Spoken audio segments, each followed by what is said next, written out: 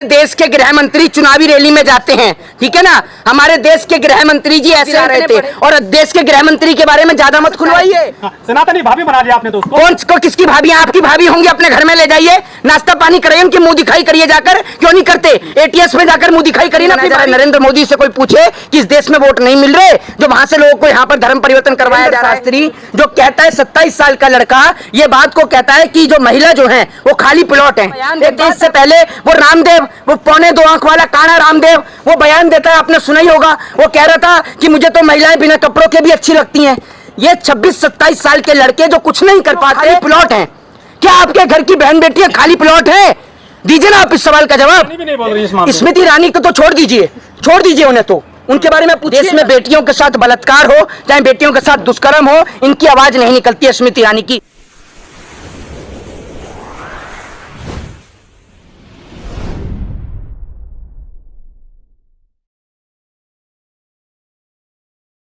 दिखाई जा रही है। बस 24 घंटे देश के टेलीविजन पर सीमा को दिखाया जा रहा है। एक बात आप मुझे बताइए, जब एक आम महिला भारत देश की सरहद और सीमा को लांघकर हमारे देश में आ सकती है, तो आप सोचिए कि हमारे देश की सरहद की सुरक्षा की जिम्मेदारी कौन लेगा? हमारे देश की आईबी क्या कर रही है? हमारे देश की इंटेलिजेंस क्या कर रही है? हमारे देश की तमाम एजेंसियां क्या कर रही हैं? तमाम जांच एजेंसियां हमारे देश की क्या कर रही हैं? आप इस सवाल का मुझे जवाब दीजिए। क्या कर रहे हैं हमारे देश के जो तमाम जो लोग हैं वो क्या कर रहे हैं? लेकिन मोदी जी ने कहा था कि हम तो कपड़ों से पहचान लेते हैं। अरे नरेंद्र मोदी जी, अगर आप कपड़ों से पहचान लेते तो पुलवामा में हमारे देश के जवान शहीद नहीं होते। हमारे देश के जवान भारत देश के बॉर्डर पर शहीद नहीं होते।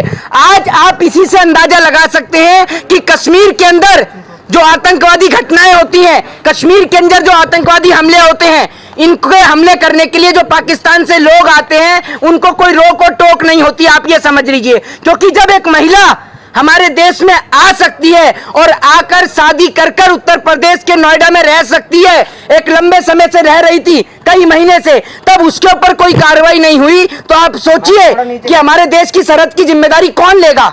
सरहद की सुरक्षा की हिफाजत कौन जिम्मेदारी उनकी लेगा? गृह मंत्री जी उत्तर प्रदेश गए थे तो उन्होंने कहा था कि दूरबीन से देखने से भी बदमाश। भाई साहब, हमारे देश के गृह मंत्री चुनावी रैली में जाते हैं, ठीक है ना। हमारे देश के गृह मंत्री जी ऐसे इतने पढ़े लिखे हैं। हमारे देश के गृह मंत्री की आपको पता ही है कि 12वीं के बाद जो 10वीं में एडमिशन ले रहा था उसको लैपटॉप दिला रहे थे। और देश के गृह मंत्री के बारे में ज्यादा मत खुलवाइए। पूरे देश का इतिहास सबको पता है, देश के गृह मंत्री का क्या इतिहास है, कि देश के गृह मंत्री स्वयं तड़ी पार रहे हैं, पूरा देश जानता है। दूसरी बात ये कि हमारे देश की जमीन को उधर देख रहे हैं आप, अरुणाचल प्रदेश पे चाइना ने कैप्चर कर रखा है। इधर आप देख लीजिए, सीमा जैसे लोग हमारे देश में घुसकर आ जाते हैं और देश के लोग जो हैं वो बड़ी तेजी से चिल्ला रहे हैं। मैं आपको एक बात बता दूं कि अभी जो लड़का जो है जिसका नाम सचिन है, अगर इस लड़के का नाम सचिन की जगह पर सलमान या आरिफ होता ना, भाई साहब, ये देश की मीडिया जो उसको भाभी बताने में लगी हुई थी, अभी तक उसको क्या कहते हैं, लड़के को ये देशद्रोही साबित कर देते, उसको आतंकवादी साबित कर देते। लेकिन अब सारी देश की गोदी मीडिया चुप और मौन बैठी हुई है। एटीएस ने उसको उठाया है और एटीएस ये बताती है कि उसकी जो बातचीत है और भी कई लोगों से हो रही थी। आप ये सोचिए। लेकिन अजय डोभाल 6 साल रहे हैं पाकिस्तान में जासूस बनकर जी, वो कैसे फेल हो गए सीमा को लेकर? एक बात आप मुझे बताइए, जब हमारे देश से कोई उस देश में जासूस बन के जा सकता है तो उस देश का भी कोई व्यक्ति इस देश में जासूस बन के आ सकता है। सनातनी भाभी बना लिया आपने दोस्तों। कौन को किसकी भाभी? आपकी भाभी होंगी, अपने घर में ले जाइए, नाश्ता पानी कराइए, उनकी मुंह दिखाई करिए जाकर। क्यों नहीं करते?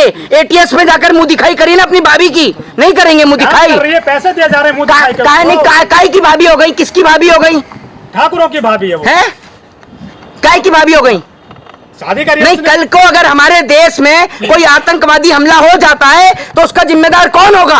ये जो भाभियां बना रहे हैं, जो कह रहे हैं मेरी भाभी है मेरी भाभी है, वो जिम्मेदारी लेंगे क्या उसकी? जरा ये बताइए। तुलसी पूजा करती है वो, है? तुलसी पूजा करती है, तो तुलसी पूजा करने वाला आतंकवादी नहीं हो सकता? बुर्का छोड़ दिया उसने, बुर्का छोड़ दिया। अरे एक बात आप मुझे बताइए, कि जो लोग जासूस बन के आते हैं वो सारे काम करते हैं।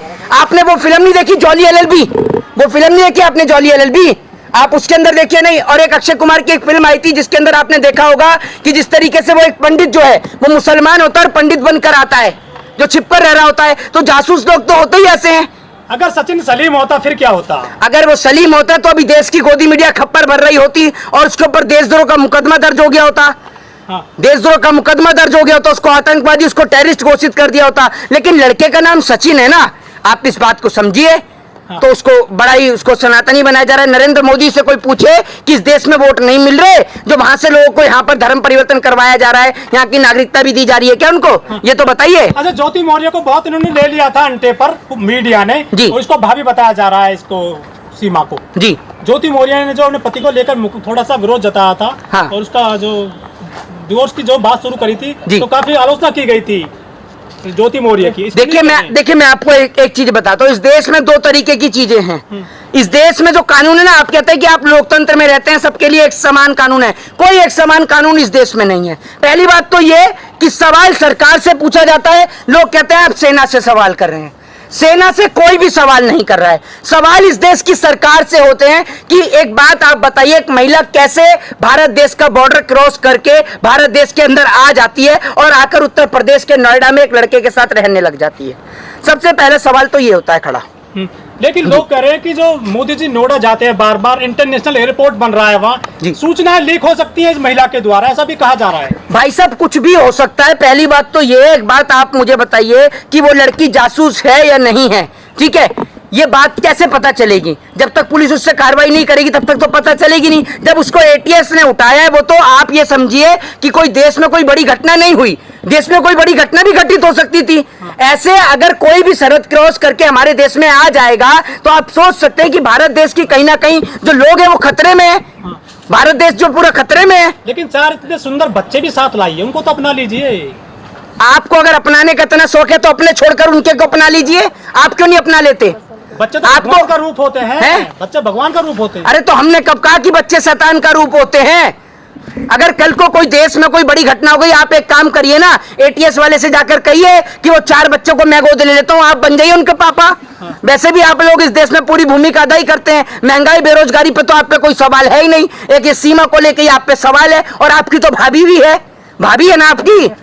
है? नहीं, भाभी बन गई है। नहीं, आपकी तो भाभी है। जब धीरेन्द्र शास्त्री कह रहे थे उनके आगे पीछे सब पर्चा जो है खोल देंगे, और उसके बाद फिर सीमा कहती है मैं धीरेन्द्र शास्त्री की भक्त, तो मुझे अच्छे लगते हैं। तो आपको लगता है कुछ साजिश है सीमा किसके पीछे? एक बात आप मुझे बताइए, आप धीरेन्द्र शास्त्री को मानती हैं क्या? नहीं, मैं तो नहीं मानती। हैं? नहीं मानती ना, बहुत अच्छी बात है। अगर आप मानती तो फिर मैं पूछता, एक बात आप मुझे बताइए, वो धीरेन्द्र शास्त्री जो कहता है 27 साल का लड़का ये बात को कहता है कि जो महिला जो है वो खाली प्लॉट है। एक बात आप मुझे बताइए, एक वो महिला भी होती है जिसके पति की डेथ हो जाती है और वो विधवा हो जाती है, तो उसका मतलब क्या वो खाली प्लॉट है? आपके या किसी के भी घर की बहन बेटी क्या खाली प्लॉट है? ये बताइए ना आप मुझे। ये जो बाबा जो ऊटपटांग बयान देते हैं, इससे पहले वो रामदेव, वो 2.25 आंख वाला काना रामदेव, वो बयान देता है, आपने सुना ही होगा। वो कह रहा था कि मुझे तो महिलाएं बिना कपड़ों के भी अच्छी लगती हैं। ये 26-27 साल के लड़के जो कुछ नहीं कर पाते वो बाबा बन जाते हैं। एक बात आप मुझे बताइए, आप लोग जो धीरेन्द्र शास्त्री को बाबा कह रहे हैं, एक बात सोच के देखिए, उसने आपकी घर की बहन बेटियों के लिए यह बोला है कि वो खाली प्लॉट हैं। क्या आपके घर की बहन बेटियां खाली प्लॉट हैं? दीजिए ना आप इस सवाल का जवाब। लेकिन किसी भी महिला ने विरोध नहीं जताया मंच पर, वो तो हंस रही थी मजे से। अरे भैया, हंस तो जब भी रही थी जब रामदेव ने बयान दिया कि मुझे तो महिलाएं बिना कपड़ों के अच्छी लगती हैं। उस टाइम पे देवेंद्र फडणवीस की वाइफ भी उनके पास बैठी हुई थी। बताइए ना, हंस तो तब भी रही थी। ये महिला कौन है जो उसके उसमें जाती है मंच पर? ये महिला, ये भाजपा के जो लोग हैं ना, भाजपा के कार्यकर्ता, आप देख नहीं रहे, मनोज तिवारी गाड़ी चला रहे हैं, धीरेन्द्र शास्त्री उसमें बैठे हुए हैं। तो क्या हो रहा है आपको समझ में नहीं आ रहा? बाबाओं का इस्तेमाल सिर्फ वोट बैंक के लिए किया जा रहा है। देश के अंदर हिंदू और मुसलमान कराने के लिए बाबाओं का इस्तेमाल किया जाता है। ये बात आप समझिए। महिला आयोग कहाँ पर है? महिला संगठन कहाँ पर है जो फटी जींस पर जो आंदोलन करने लग जाते हैं? अरे एक बात आप मुझे बताइए, फटी जींस पे वो बाबा रामदेव जो फटी जींस की बात किया करता था, और वो जो महिला आयोग, ये महिला आयोग धीरेन्द्र शास्त्री को लेकर क्यों नहीं बोलती हैं? जो धीरेन्द्र शास्त्री ने महिलाओं को खाली प्लॉट बताया है, इस पर क्यों नहीं बोलती हैं? जरा बताइए ना। महिला आयोग को तो इनके ऊपर एफआईआर दर्ज करानी चाहिए, क्यों नहीं कराती एफआईआर दर्ज? और दूसरी बात, ये जो तमाम महिलाएं जो खड़ी हुई हैं रिपोर्टर बनकर, आपको भी एफआईआर दर्ज करानी चाहिए। क्या आपकी भावनाओं को ठेस नहीं पहुंचता? आप भी किसी के घर की बहन और बेटी हैं, आप भी तो महिलाओं में आती हैं, आप भी तो बेटियों में आती हैं, आपको भी एफआईआर दर्ज करानी चाहिए। अगर आप भारत देश के एक जिम्मेदार नागरिक है, अगर आप भी किसी भाई की बहन है, किसी बाप की बेटी है, आपको भी एफआईआर दर्ज करानी चाहिए। क्या महिला आयोग की जिम्मेदारी है? आपकी जिम्मेदारी नहीं है, आपको भी दर्ज करानी चाहिए। स्मृति ईरानी भी नहीं बोल रही है इस मामले में। स्मृति ईरानी को तो छोड़ दीजिए उन्हें, तो उनके बारे में पूछिए ही मत। मंत्री है वो, क्या छोड़ दें? अरे फिर वही बात, स्मृति ईरानी की बेटी का कोई मामला आया है क्या बीच में? जब उनकी बेटी का मामला आता है वो तभी बोलती हैं, उसके अलावा नहीं बोलती हैं। मंत्रालय किस लिए सौंप रखा है इस मैडम को? मंत्रालय इसलिए सौंप रखा है घूमने फिरने के लिए, आराम से मजे लेने के लिए, बस। और क्या है, मुफ्त की आराम से बैठकर पेंशन खा रही है, तनख्वाह मिल रही है, बढ़िया। और क्या चाहिए इनको? देश में बेटियों के साथ बलात्कार हो, चाहे बेटियों के साथ दुष्कर्म हो, इनकी आवाज नहीं निकलती है स्मृति ईरानी की। लेकिन आप इनकी बेटी के ऊपर सवाल कर लो तो स्मृति ईरानी तुरंत गरजने लग जाती हैं। सनातन धर्म को लेकर आ रहे हैं धीरेन्द्र बाबा। इससे पहले सनातन धर्म नहीं था धीरेन्द्र शास्त्री से पहले, है? इससे पहले नहीं था। तमाम लोगों का कहना है कि हिंदुओं को जगाने का काम हो रहा है, हिंदू उनके नेतृत्व में ही जागेगा। तो हिंदू का कुंभकर्ण था पहले? नहीं नहीं, हिंदू जो होता पहले कुंभकर्ण था या सोया पड़ा था जो धीरेन्द्र शास्त्री ढोल बजा के सबको जगा रहे हैं? कैसे जगा रहे हैं बताइए ना। मैं आपको बताऊं, उल्टा ये जो लोग हैं सुलाने का काम कर रहे हैं। पहले हिंदुओं के बच्चे बाबा साहब का संविधान पढ़कर आईएएस आईपीएस बना करते थे, डॉक्टर और इंजीनियर बना करते थे। लेकिन जब से ये 26-27 साल के बाबा आए हैं तब से इस देश का नौजवान या तो बजरंग दल में जा रहा है, या आरएसएस में जा रहा है, या हाथ में तलवार उठा रहा है। वो कॉपी और कलम तो उठा ही नहीं रहा है। आप एक बात मुझे बताइए, क्या आप इसको हिंदुओं को जगाना कहते हैं कि उनके बच्चों के हाथ में तलवार आए, या फिर हिंदुओं को जगाना तब कहेंगे जब हिंदुओं के बच्चे डॉक्टर इंजीनियर और आईपीएस बने? ये धीरेन्द्र शास्त्री ने कितनी बार मंच से खड़े होकर बोला है कि हिंदुओं के बच्चे हाथ में कलम उठाएं और डॉक्टर इंजीनियर आईएएस और आईपीएस बने। ये इसलिए नहीं बनने देना चाहते और बच्चों को इसलिए नहीं पढ़ने देना चाहते कि अगर बच्चे पढ़ गए तो इनकी दुकान कैसे चलेगी, इनकी तो दुकान बंद हो जाएगी। एक पढ़ा लिखा आदमी जो डॉक्टर हो, इंजीनियर हो, एडवोकेट हो, आईएएस हो, आईपीएस हो, आपको लगता है कि वो उनकी बात के झांसे में आएगा? एक बात आप मुझे बताइए, अगर यही सब कुछ होता तो इनके बच्चे क्यों नहीं आईएएस आईपीएस बन जाते? धीरेन्द्र शास्त्री ने अपने भाई को आईएएस या आईपीएस क्यों नहीं बना दिया? बताइए ना आप मुझे। भारत देश को विश्वगुरु क्यों नहीं बना दिया? अगर आपके पास इतना ही सब कुछ है तो भारत देश को विश्वगुरु क्यों नहीं बना दिया? मैं आपसे कहता हूं, मैं भी श्रद्धा रखता हूं, मैं भी भगवान को पूछता हूं, मेरी भी भगवान के प्रति आस्था है, और मैं आप लोगों से भी यही कहता हूं कि आप भगवान को मानिए, भगवान के प्रति अपनी आस्था रखिए, अपनी श्रद्धा रखिए, लेकिन बीच में किसी मीडिएटर को, किसी दलाल को मत रखिए। आप भगवान की भक्ति करते हैं तो आप भगवान से सीधा संबंध रखिए, आप बीच में किसी मीडिएटर को क्यों रखते हैं? अगर मंदिर से दान पेटी हटा दी जाए तो भगवान को थोड़ी कोई दिक्कत होगी, या भगवान को कोई दिक्कत होगी? अरे अगर कोई मेरे से ये कहे, आप भगवान से कहते हैं भगवान जी मेरी नौकरी लगवा दीजिए, भगवान जी मेरे को एग्जाम क्लियर करा दीजिए। अरे आप समस्त सृष्टि के रचयिता से मांग रहे हैं तो मांगेंगे तो आप उससे कुछ भी मांगे ना, उसको क्या जरूरत है? उसको आपके पैसों की जरूरत है? ये बताइए ना आप मुझे। भगवान को आपसे कौन से पैसों की जरूरत है? वो तो आपको देने वाला है, आपकी औकात है कि आप उसको कुछ देंगे। आप किस हैसियत से मंदिर की दान पेटी में चढ़ाते हैं पैसा? मंदिर की दान पेटी में पैसा चढ़ाने से अच्छा है कि उसमें 10, 5 रुपए, 20 रुपए और डाल के किसी गरीब का पेट भर दें। वो गरीब आपको दुआ भी देगा, आपको पुण्य भी मिलेगा और उस गरीब का पेट भी भर जाएगा। अरे धीरेन्द्र शास्त्री पर्ची खोल देते हैं, तुरंत करते हैं वो फैसला।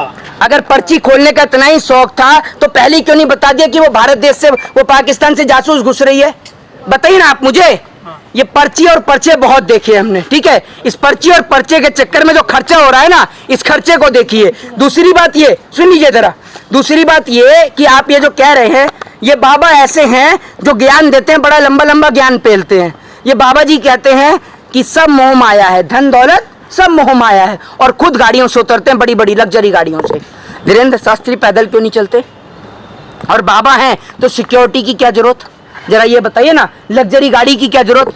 साधु महात्मा कौन होते हैं? साधु महात्मा वो होते हैं जिनको मोह माया से कोई लगाव नहीं होता, उनको पैसे की कोई जरूरत ही नहीं है। आप ये देखिए तो लाखों करोड़ों रुपए, खरबों रुपया इनके पास है, ये तो वीवीआईपी खाना खाते हैं। धीरेन्द्र शास्त्री से कोई आम आदमी मिल सकता है क्या? जरा ये बताइए। धीरेन्द्र शास्त्री और प्रधानमंत्री में कोई अंतर नहीं है आज की डेट में। ना प्रधानमंत्री से आप मिल सकते हैं आसानी से और ना धीरेन्द्र शास्त्री से, तो ये बाबा कहाँ से हुए? लेकिन जो ये बताइए सर, जो इसको इतना टेंट पेंट कहाँ से मिल रहा है? इतना लाखों रुपए खर्चा होता है। पेंट वही दे रहे हैं इसको जो लोग गाड़ी ड्राइव कर रहे हैं, जो इसकी गाड़ी चला रहे हैं। वो भाजपा के नेता जो गाड़ी चला चला कर लेकर जा रहे हैं ना, वही दे रहे हैं खर्चा, और कौन दे रहा है? वरना बाबा जी से पूछे कि बाबा जी कौन सा बिजनेस करते हैं। ये बाबा जी जो समझते हैं कि धर्म के, हिंदू धर्म के लोगों को बरगला देंगे, भैया हम भी हिंदू हैं, हम भी भगवान को मानते हैं। इसका मतलब ये नहीं है कि हम आपकी बात में आ जाएंगे, आपके झांसे में आ जाएंगे। हमें ईश्वर की भक्ति के बीच में किसी की जरूरत ही नहीं है। और एक बात आप मुझे बताइए, साधु महात्मा बनने में आदमी के पूरे जीवन पूरी जिंदगी बीत जाती है, तब कहीं जाके उसको ईश्वर के दर्शन होते हैं। जब भगवान महाभारत के अनुसार जब अर्जुन को भगवान श्री कृष्ण के दिव्य रूप वाले दर्शन करने थे तो उनको दिव्य दृष्टि प्रदान की गई थी। वो भी नंगी आंखों से भगवान के दर्शन नहीं कर पाए थे, तब उनको दिव्य दृष्टि प्रदान की गई थी। और आप ये सोचिए, ये हनुमान जी से भी बात कर रहे हैं, ये रावण से भी बात कर रहे हैं। भैया 26-27 साल की उम्र में, समझ रहे हैं आप, 26-27 साल की उम्र में कौन सी सिद्धि आ गई ऐसी इनके पास? सोच कर देखिए, अपने दिमाग पर जोर डालिए कि कैसे जनता को पागल बनाया जा रहा है। जय हिंद, जय भारत, वंदे मातरम।